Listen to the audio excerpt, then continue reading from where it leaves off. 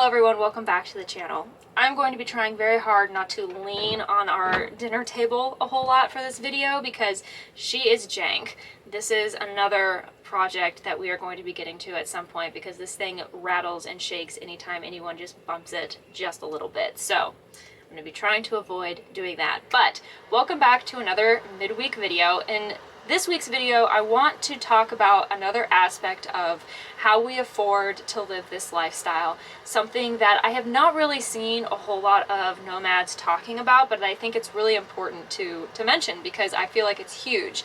A couple of weeks ago, I did a video about where our various streams of revenue come from, and you guys really seemed to like that video a lot, which made me happy because, like I said then, I think it's really important that we demystify this lifestyle as much as possible. It's a fantastic life. It's a realistic option for far more people than I think people realize, and if it's something that you want to do, there is absolutely a way to do it, but we all need money to live. None of us can avoid it. And so I think it's really important to have frank conversations about money. There's no reason to be weird about it. We all need it to live. Like, let's just be honest. So today's video, I'm going to be talking about an aspect of that, something that we have been doing for the last couple of years that has worked really, really well for us, and that I think we will continue to do until this chapter of our life eventually closes. Everything that we have done with this rig, everything that we did with our old rig was all done so that we would have the ability to be off-grid and self-sufficient.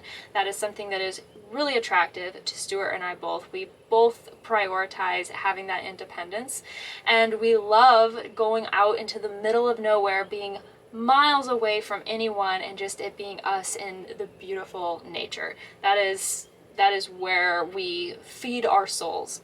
But as much as we love doing that, and as much as I'm looking forward to doing more of it in the very near future, it's really not sustainable to do that month after month, year after year, without ever taking any kind of a break. You will burn out really fast, and that's something that multiple nomads have talked about.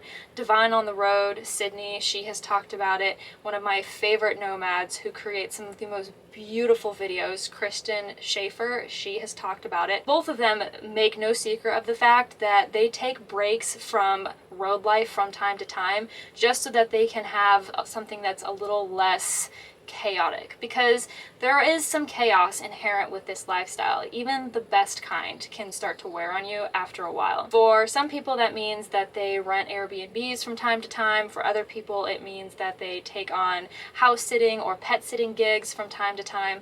For us, the thing that we have been doing is we work camp. I remember when I first heard about work camping, I thought it was really kind of strange and bizarre, as is so much related to this lifestyle until you kind of start to understand it a little bit better. But work camping is, in essence, offering your labor in exchange for a place to stay.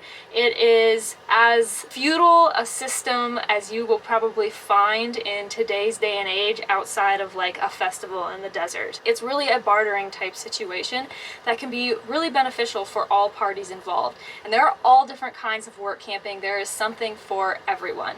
What Stuart and I have been doing is splitting our time. So during the winter, we like to be in milder climates where it's just not as cold. Neither of us really like the cold. And so we choose to domicile in Texas. During the winter, we find state parks in Texas to work. And we've really, really loved that experience. We've learned a lot about the natural environment. We've learned a lot about the park system. We've gotten to network and meet some really, really interesting people. And in a not so small way, we are kind of potentially job hunting as well. It's a chance to see what's out there and see what kind of jobs we might be interested in the future, because as much as we love this lifestyle, it's probably not going to be the thing that we do forever. We will not always be in a truck camper. At some point, regardless of whether or not we are still traveling, which I think it's pretty safe to say that we always will be, that'll always be a part of our life, at some point we want a house, and we want property, and we want a permanent address. And work camping has given us the opportunity to travel around and see where we might like to eventually put down roots. So in the wintertime, we do Texas. And in the summertime, we hunt around and we find a place that we've never been to before or somewhere that we really, really like, and we find a work camping opportunity there, and we go and we spend our summer there. That's what happened last summer when we went up to Idaho. And although that situation didn't pan out the way that we were hoping that it would, that is a situation that Stuart and I both still talk about because it was just wild. But it gave us the opportunity to see a beautiful part of the country that we had never seen before. And I will cherish the memories that we made there till the day that I die. Now, with work camping, like I said, there are many different types. You can work for a private park that is owned just by a single person. You can work for a giant corporation like the KOAs. You can be a work camper for them. Or you can work camp through a state park system like TPWD or whatever the case may be, whatever state that you are in. And it's really not hard to find those jobs once you know where to look. There are Facebook groups dedicated to posting job listings, work camping jobs with wages, work camping jobs just in general. There's a really awesome company that I like a lot that I'm going to plug called Vega Jobs, and you can follow them on Instagram, and I highly recommend that you do. But it's basically the LinkedIn of work camping. You can go on and create a profile, upload a resume. It's a wide variety of jobs. There's a little bit of something for everyone. So if you're interested in work camping, I highly recommend checking out Vega Jobs. And I will also leave a link for some Facebook groups down in the description and in a pinned comment that you can go and join and just peruse and see what's out there. It's also a really good way to communicate with people and make sure that the job opportunity that you're considering is actually a good one and not a gigantic red flag. Because, of course, not all work camping jobs are created equal, and you do have to do your due diligence and a little bit of research, which is something that I will get to in a second. Google is also your best friend. Most of the work camping jobs that we have ever applied for, I found through just Googling the state that we were interested in going to and work camping or camp hosting. And there are whole websites dedicated to job postings and connecting people who want to work in that kind of environment. The world really is your oyster when it comes to something like this, which I think is really, really cool. In a lot of ways, it's a little bit uncharted territory because it's not something that is super, super popular, but there's a beauty in that too. And you can really make it work for you and your lifestyle and your specific needs and so on and so forth. Now, of course, like I said, not all work camping jobs are created equal. And it's unfortunate, but chances are good that if you get into work camping and start doing that, it's only a matter of time before you have like a negative experience.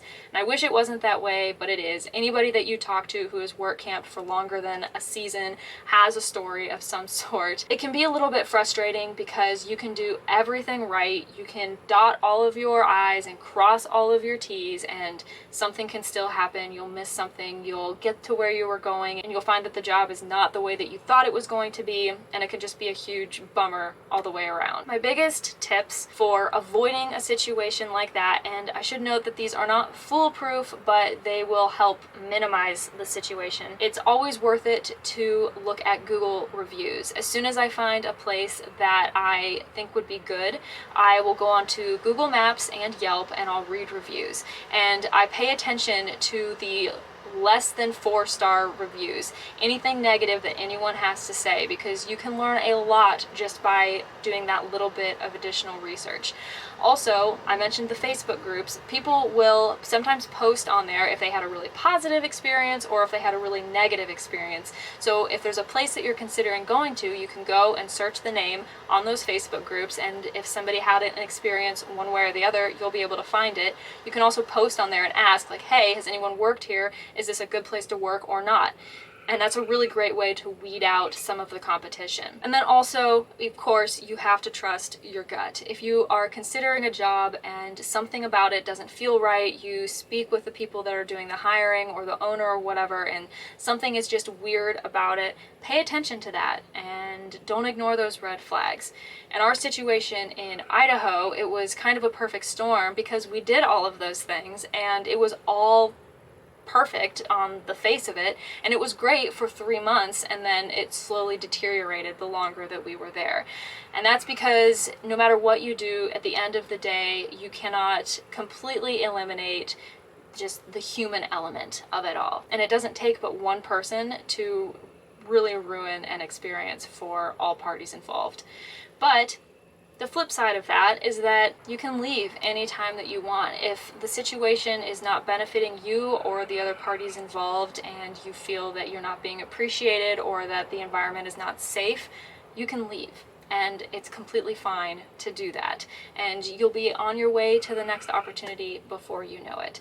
It's always good to remember that life is an adventure and you never know what exactly you're going to get, and to not let the fear of a potentially negative situation keep you from trying to find the good, because there is so much good. So I say all of that because I don't want to scare anyone. I just want to be realistic and honest. With all of that said, I am also very excited to announce our summer 2023 plans. I have not put this out in a video yet, so if you've made it this far into the video, you are the first to know, but we will be in the Ozark Mountains for the summer 2023 season. And I am really, really excited about it because I've never been to Missouri before, but from all of the research that I've been doing, the pictures that I've been looking at, it is beautiful. We're going to be on a massive lake, which, although buggy, I am really excited about because I love the water. The dogs love the water. Like, it's a vibe, and I am so there for it. I have wanted to visit the Ozarks for a really, really long time. Stuart and I both have, and while I was looking for work camping opportunities, we thought, wouldn't it be cool to go somewhere like that where we've never been before, that's also a little bit closer to my family, so potentially they could come and visit us while we're working there. How cool would that be? There is so much to do. So yeah, that is what we're going to be doing. We are going to be in the Ozarks. So if you are from that area or you know anything about that area, there are things that you think we would enjoy, things we should go and see, definitely let me know down in the comments below because it's going to be happening soon. We accepted a position starting in May. So that is when everything will kind of be kicking off. We'll be hitting the road probably a couple of weeks beforehand just so that we can kind of find our road legs and everything again. But that is the plan, and we are really, really looking forward to it. We will be working with the Missouri State Park System, which I'm also pretty excited about because every experience that I have had with state and federal environmental agencies up to this point has been really, really positive. And based off of all of the research that we have done and everything else, I have no reason to think that this won't be just absolutely amazing. Of course, there's always a chance that it won't be, but if that happens, that's completely fine. We will just hit the road and figure something else out. So anyway, that is my spiel about work camping. If you are not familiar with it, I highly recommend checking it out. I will leave those resources down in the description and in a pinned comment so you can go and check them out. I hope that you enjoyed this video. I hope it was thought-provoking and helpful. And if you have any additional thoughts about work camping, if you've had an experience that you would like to share or a tip or a trick that you think people should know, absolutely leave it in the comments below. If you enjoyed it, give it a big thumbs up. That lets me know that you'd like to see more content like this, and subscribe if you haven't already, and I will see you for the next video. Bye.